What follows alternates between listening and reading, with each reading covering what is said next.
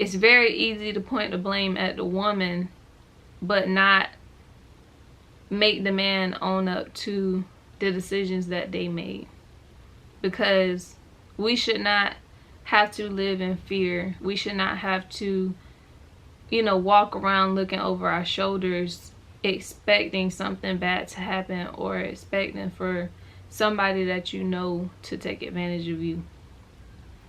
This video might be a little triggering or definitely touchy. It's been avoided, but at the same time it shouldn't have happened.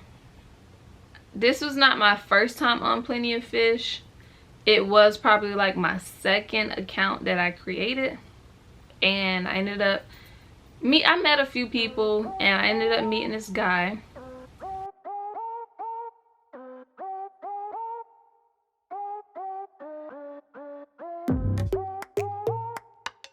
Hey YouTube, welcome back to my channel. My name is Marcy, and today is the day. So in my last video I told you guys about how I will be, excuse my missing nail, I told you guys about how I will be doing shadow work, and the best way for me that I feel the shadow work would be more beneficial would be for me to go backwards versus going all the way from the beginning and working my way up. I would like to work my way backwards. So this video might be a little triggering or definitely touchy. I've only told 2 people about this incident and this situation. I'm not gonna really say I have like deep rooted emotions towards it, but it is something that I feel like, well, I can't really say could have been avoided. It could have been avoided, but at the same time it shouldn't have happened. So let's just get into it, okay? So back in 2016, this December 31st, well, a little bit before December 31st, I would say around Christmas 2016. During this time I was newly single and just, you know, really got out of a relationship that will be in a whole nother video, because that is another major part of some trauma or some, you know, experiences that I've went through that I have to heal from as well. But in 2016, on around Christmas time, or a little bit before Christmas time, I created a Plenty of Fish. And this was not my first time on Plenty of Fish. It was probably like my second account that I created, and I met a few people and I ended up meeting this guy, and I'm not gonna say his name, of course, but I ended up meeting this guy, and he invited me to go, you know, he invited me to spend New Year's with him. Now, a little backup story. During this time, I did not have my own place. I did not have my own car. And I was newly single. So it was like one of them things like, okay, yeah, I want to get out the house. I want to, you know, I want to enjoy myself. Okay? What's wrong? There's nothing wrong with that. So I find something to wear for New Year's. Went to Plato's Closet because I love me a bargain. Found this cute little dress. You know, it was really cute. I'll probably find a picture and put it right here. Cute little dress. Did my little makeup, you know, just a little eyeshadow because that's all I really wore back then. And he came and picked me up. Okay, so he picked me up and we went to his friend's house. Where his friend's house where it was located, I really don't too much remember the details of it. It probably wasn't in the same area of where I lived. I believe it probably was like in the next city or county. I really, you know, some parts are still a little, when it comes to that, is a little blurry, but there's definitely areas that went to this New Year's Eve party. And you know, it was nice. The people were nice. It was like 3 other couples there, which me and him is our first date, first time even meeting, you know. And and we started playing a game, and this game was called Four Kings. And this was my first time playing this game. Never played a drinking game before, and up until this time I've only drunk I used to drink tequila. Like, that was really all I drunk. But sometimes I would do Crown Royal. But, you know, I never really went outside of that. When I was younger, I drank vodka, but I wasn't a fan of it after I tried tequila. So we played this drinking game. And in this game, it's called Four Kings. And with the Four Kings, that mean that the first player that picks a king, first player that picks a king picks a drink. Second player that picks a king picks another drink. Third player that picks a king mixes the drink. Fourth person that picks a king drinks the drink. And in this game, I was the first and the last. The first and the fourth. So, being that I was first, I picked the drink that I drank, which is Crown Royal. Another woman was second, and she ended up picking a rum, some type of rum, some type of coconut rum. I really don't remember exactly. It probably was Malibu or something like that. I don't know. And then the third person mixed the drink.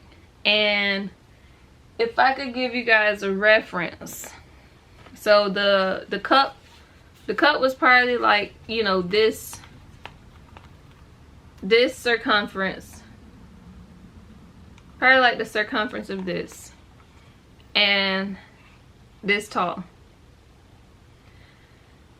This girl made the drink. She filled this much of it with Crown Royal and this much of it with rum. So from here to here was a mixture of Crown Royal and rum. Then I get the fourth king. So you already know what that means. I have to drink that drink, right? And in my mind, I'm like, I'm not gonna be able to drink all of this at one time. Like, that's not gonna happen. So at this time, I think it was only like 10:30 or 11. No, I think it was like 11:30. And so I was like, okay. No, it was 11. And I was like, okay, so can I just have this drunk by midnight? They're like, okay. So I'm drinking from that time till countdown. So, we were hanging, kind of getting to know each other. Everybody was around each other. They were playing ping pong or whatever the little drinking game where you throw the ball into the cup. I don't really remember what that's called. So we played that. They played that. I sat on the side. Was trying to get to know the guy a little bit more. Like, we've talked on the phone. We've I think we FaceTimed or video chatted, but this was our first time in person, you know, getting to know each other a little bit, and we drinking. So here comes countdown, and I had like this much of the drink left, and I was like, okay, you know, while they was doing the 10, 9, 8, I took it like a shot. When I say after that, after we hit Happy New Year, it's like I blacked out. I could not remember anything from saying Happy New Year to the moment we were in his car on the way to his house. And from what he told me, which I think I remember throwing up, but it was just so blurry. You get what I'm saying? And so we're in the car, and from what he told me, they carried me to the car. And from what he told me is that I was dancing, you know, dancing on the couch, dancing on the refrigerator, dancing on the deep freezer, and I ended up walking into the glass door while it was closed, and I ended up throwing up on his friend's couch. While he's telling me this, I realized that I had on leggings. Like, you know, like I told you guys, I had a dress on. And, you know, when it was like 4 or 5 o'clock in the morning, when I woke up, I realized that I had on tights. And I was like, oh, like how did I get these tights on? And he was like that the girls, which were the other females there, you know, they gave me the tights and helped me put them on, being that I was, for one, drunk and was dancing everywhere, not even really like, you know, I got a dress on, so who knows what I saw. So in my mind I was like, oh, that was nice of them, you know, and I felt bad because I threw up on their couch. And, you know, also felt bad because I don't do shit like that. Like, if you know me, yes, and we hang out and we've gone out, you know that, for one, I'm the type of person that would stand on the wall or sit down unless I get a few drinks in me. If I drink a few shots, I may want to, you know, move a little bit, dance a little bit. And depending on who I'm around, such as friend-wise, you know, I'll turn up. But I'm not a clubber. You know, I don't really feel comfortable dancing around other people like that or anything. So, I was just like, dang, like, you know, like I embarrassed myself. And, you know, we ended up going back to his place. And I just remember, you know, I think, yeah, I had like, because I threw up and stuff, I think I ended up taking a shower. So I took a shower. You know, I'm still pretty, you know, it's still in my system. Take a shower and then lay down. And I ended up like falling asleep like that.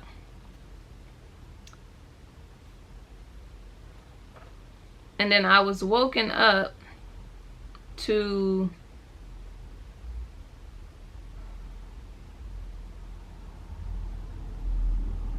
really about to do this. I was woken up to him on me, you know, thrusting himself in me. And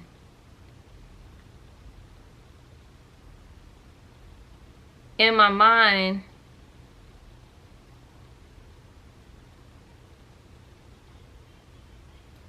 in my mind, it was like, you know, I was woken up from it, and then it started to feel, you know, I guess good. And so we just kept doing it. But it wasn't until later, you know, once I was in my right mind, that like I didn't go over there to have sex with him. I didn't go out with him to have sex with him. And I was not woken up, you know, not even necessarily to say asked if I wanted to do it, but it wasn't something that I had in my mind to do. And so, because I had just recently got out of a relationship, and I didn't want to, you know, it was like I still entertained this person even though they violated me that way, but I didn't really see it as that in that moment. Like, I always thought that something like that, when shit like that happens, it's like you walking down the street and somebody, you know, pulls you down or grabs you, and, you know, shit like that, and then they take advantage of you, or you know, I just thought about that being done in a completely different way. I didn't think that it would be something that is somebody that you are meeting or going out with, or, you know, I'm not gonna really say trust it, because, you know, I didn't really put too much trust in people like that. But in that moment, it was like what do you do? Like, what do you say? Like, how do you react to something like that? And I just kept it to myself for a while, for a long time, because like I said, that was New Year's Eve 2016, and here it is 2021. So for about 5 years I kept that to myself, because I never really could explain it, and in a way I felt shameful about it because I didn't do anything about it. And because my idea of this word was painted as something that's traumatic, and that's, you know, detrimental and painful and forceful, and, you know, all these different things, I never really thought that it could be someone like that you know, you meet and you go hang out with them, and, you know, you put a little bit of your trust in this person and they take advantage of you. I never really, well, I can't say never, because now I really know. So I know a lot of times people, you know, like to point fingers and say, well, oh, well, you should have never, you know, you should have never went out with this person if you really didn't know, or if you didn't have a way to get home on your own, or you know, it's very easy to point the blame at the woman, but not make the man own up to the decisions that they made. Because we should not have to live in fear. We should not have to, you know, walk around looking over our shoulders expecting something bad to happen, or expecting for somebody that you know to take advantage of you. And even if you only knew them for a few days, like, that can really mess up your trust in people. And over the past years, of course, I've heard about, you know, the whole Bill Cosby situation, the R. Kelly situation, now recently the T.I. and Tiny situation. And from my own experience, I can see how it can take time for someone to come out about something like that, because it's hard to really put your finger on, like, what happened? How did I get here? How did I get to this point? How did this happen to me? And someone drinking, someone doing, you know, recreational drugs, or someone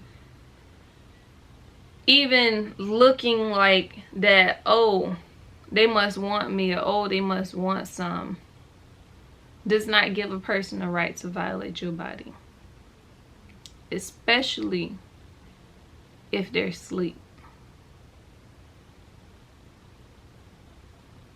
And I don't feel like it's right for someone to know that you are drunk, for someone to know that you are not in your right mind, and to take advantage of your body like that.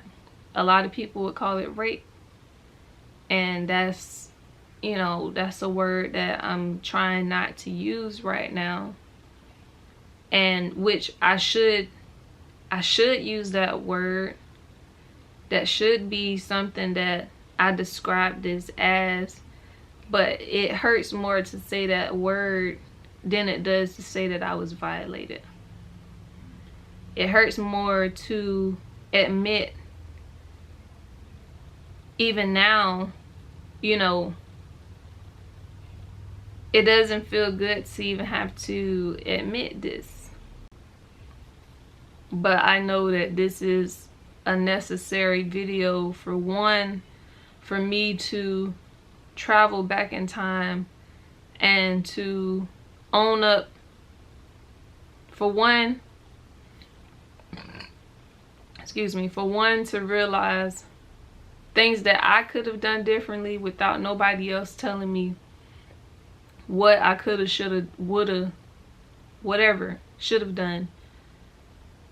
I have to have that for myself, to say that, well,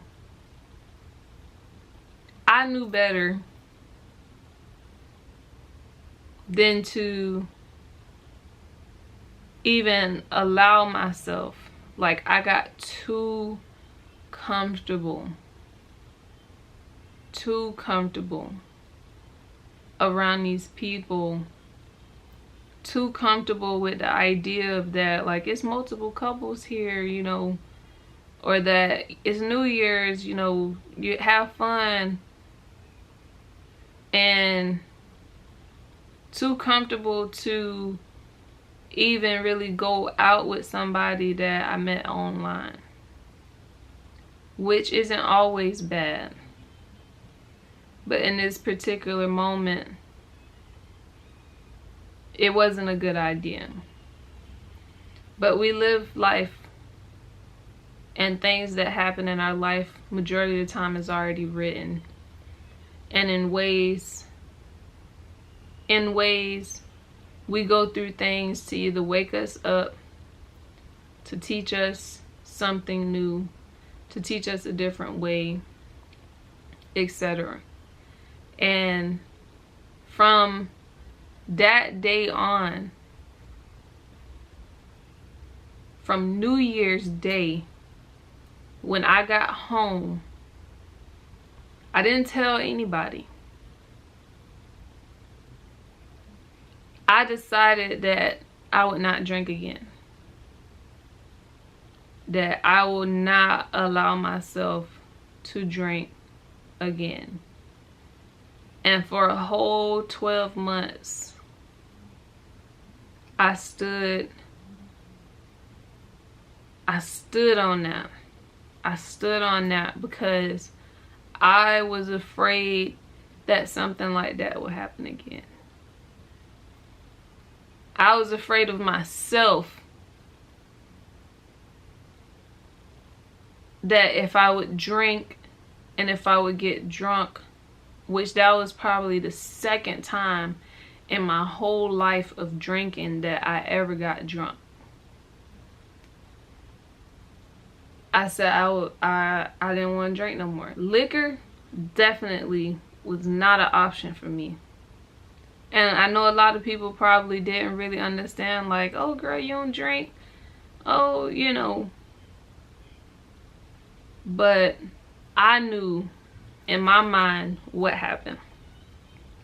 I knew the experience that I had, and I just could not really put my finger on it. I could not really understand why this affected me in this way.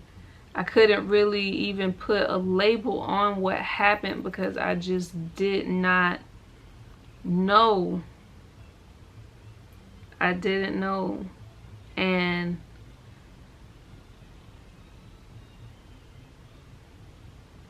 I don't want to blame myself, because as a man, you should know better. You should have more. You should be man enough to know that, okay, she's drunk, she's passed out, let me let her sleep. If we wake up in the morning and, you know, I'm trying to whatever with you, then cool. But if I'm not,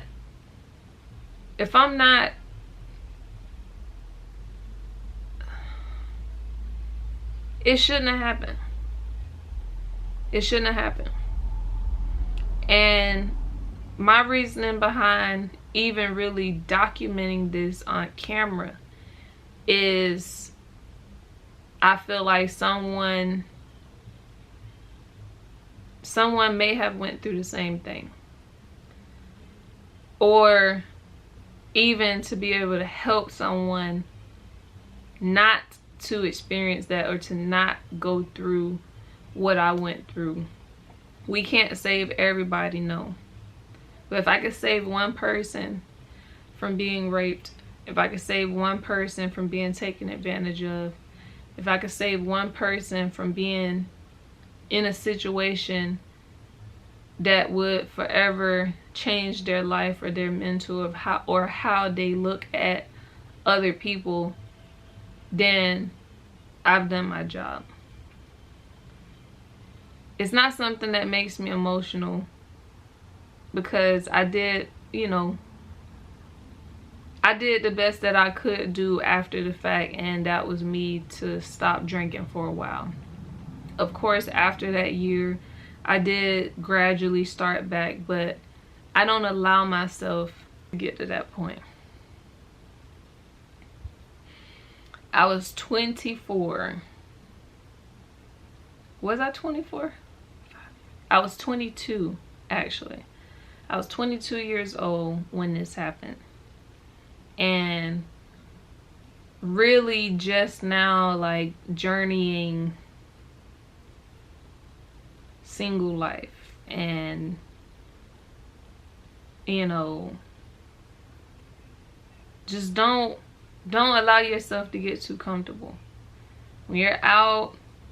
And even if you're at somebody's house, don't allow yourself to get that comfortable that somebody can see an opportunity to take advantage of you, or somebody could see an opportunity to say, well, oh, this is my chance. She fucked up. Just don't. I don't get messed up unless I'm in the comfort of my own home. And even then, I don't even allow myself to get past tipsy. So it was also confusing in that time of like, why did I get so fucked up? I drank. I've been drinking since I've been 16 years old. Like, I've been drinking. Never have I ever drunk to the point where I could not remember. Never. And the only thing I really could put my mind on is that it was because it was a mixture of rum and Crown Royal. That's the only thing I could blame it on. That's the only thing I could say was the reason why I could not remember. But even to this day, I still don't know why I could not remember. Because as of recently, I've just tried rum. But I was so against rum after that. That was my first time drinking rum, and I made it my last time for 5 years. So I can't say that I was drugged. I can't say that, you know, I really can't say that. And if I did, it had to been in a moment where I really was not aware of it. But I always had my drink with me. My mom always taught me, never leave your drink around anybody. Not your friend, not your sister, not your boyfriend, nobody. If you leave your drink, if you go to the bathroom, take your drink with you. If you leave your drink wherever you are and you leave, when you come back, don't drink it. Get another one. My mom always taught me that. Always. And I stood, you know, and I listened to that. But I still can't explain what happened to this day. But I do know it wasn't something that, it's not something that I would like to happen to me again. Because I felt very used in that moment. Like as if I was a rag doll or something. And I was stuck on knowing like how to react. Nobody prepares you for something like that. Nobody. Only thing that really ever prepared me to something similar is like Law and Order's SVU, or, you know, the crime shows, and with that is always somebody that's a serial raper or a you know, some crazy person out in the street. But those aren't the main ones. It could be your own boyfriend. It could be your own friend, somebody you consider a buddy, your dog, your dude. But if their mind is not in the right place, and if they have bad intentions when it comes towards you, they'll do anything. So just keep that in mind. And I just wanted to share my story and hopefully open this can of worms that everybody else, like, people talk about it, but how can you avoid that? That's what needs to be talked about. How to avoid these situations. And it's not, oh, well, stop wearing short shorts, stop wearing short skirts, stop wearing, you know, it shouldn't be like that. We should live in a world of equality. Men can wear what they want, women can wear what they want, and we have respect for each other's body. And that's the lesson that needs to be made, and that's the lesson that needs to be learned. So I can't really say I hope you guys enjoyed this video, because this is not a fun video to make, but it is better for me to talk about it than writing it down, because somebody could benefit for this. So I hope you guys enjoy the rest of your day, and peace, love, and light to you and your family. And please remember to preserve your energy and to choose